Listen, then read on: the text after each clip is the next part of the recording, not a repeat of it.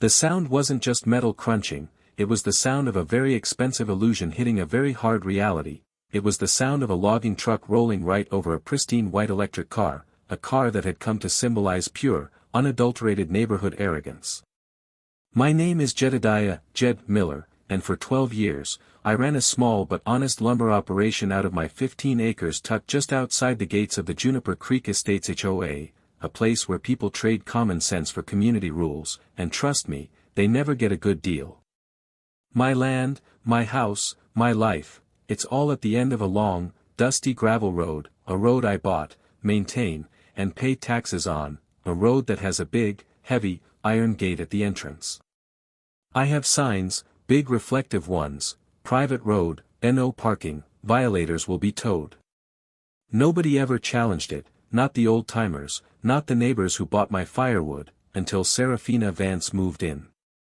Serafina was the self-proclaimed queen of the cul-de-sac, a woman whose yoga pants cost more than my entire truck's oil change, and whose husband, apparently, was a corporate attorney who specialized in, well, not minding his own business. The first time she blocked my gate was a Tuesday, right around 3 p.m. She'd parked her sleek, bone-white electro SUV right in front of my only way in or out, angled slightly, almost deliberately theatrical. I honked, waited 10 minutes, and then I saw her strolling back from the clubhouse, sipping a green smoothie, looking like she'd just solved world hunger. "Excuse me, is this your car?" I asked, trying to keep my old-school logger calm. She gave me this syrupy, patronizing smile, the kind that makes your teeth itch, and said, "Oh, yes, just a minute, neighbor. I'm simply using the community easement here for my convenience." I pointed to my iron gate, the one with the padlock, the one literally attached to my property line. "Ma'am, this isn't a community easement. This is a private road. I own it. It's on the county deed. You are blocking my business and my home." Her smile didn't fade, but her tone dropped to something cold, flat, and corporate. "Oh, don't be ridiculous, Jed. The HOA maintains this stretch. And as Director of Architectural Review, I assure you, Grizz understood. He didn't tell me to fight or yell. He simply said, 'Jed, you own the land, you own the business. If you are going to use the force of law, you have to do it so cleanly that the only person to blame is her. Make it undeniable.' So, we built the defense first. I spent the next 2 weeks creating a legal moat around that car's impending doom. First, the formal notice. I hired a certified courier to deliver a notarized letter, drafted by Grizz, addressed directly to Serafina Vance. It stated, in clinical legal terms, effective Monday at 6 a.m., commercial logging traffic will utilize the private access road, parcel 44B. Any vehicle obstructing this authorized, legitimate business use will be considered abandoned and handled in accordance with property owner rights. She signed for it Friday afternoon. Receipt secured. Next, the visuals. I didn't just put up signs, I put up warnings. Massive, bright yellow, reflective signs, 24 inches wide, anchored on steel posts, visible from every approach, all reading, commercial logging operation starting 6 a.m. Monday. No parking. Violators will be crushed. No room for misunderstanding. I even taped a smaller card to them, notice posted, 72 hours prior to operation. Then, the technology.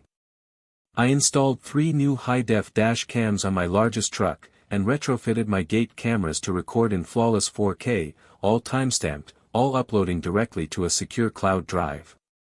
I was building a movie, and the villain was going to star in her own downfall.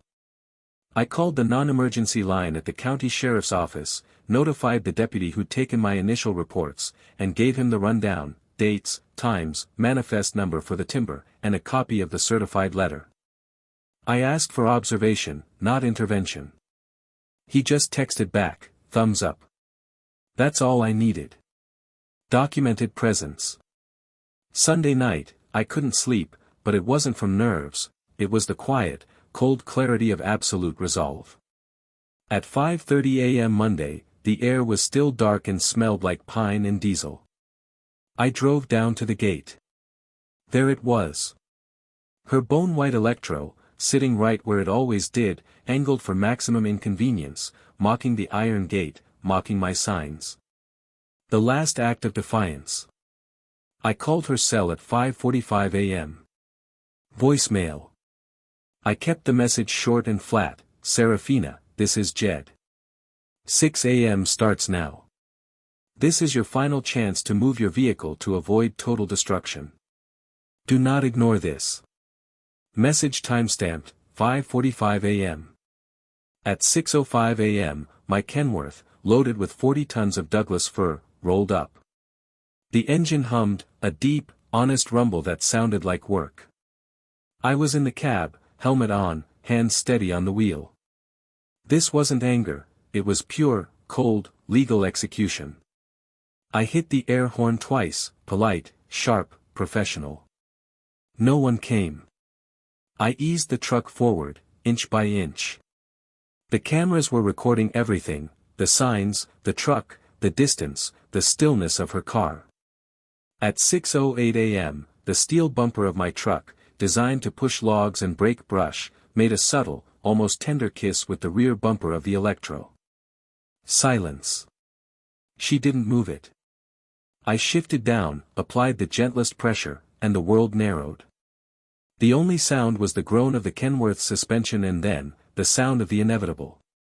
A loud, wet, tearing noise, plastic popping, glass spitting, and the high-pitched shriek of stressed aluminum. The Electro's rear end folded inward like a crushed beer can, its entire frame buckling under the relentless, lawful momentum of 80,000 pounds of work. And then, Serafina appeared. She came sprinting from the clubhouse, hair wild, screeching a sound that was less human, more pure, unadulterated shock and indignation. She ran right up to the passenger window, pounding the shattered glass with her fists. I climbed down slowly.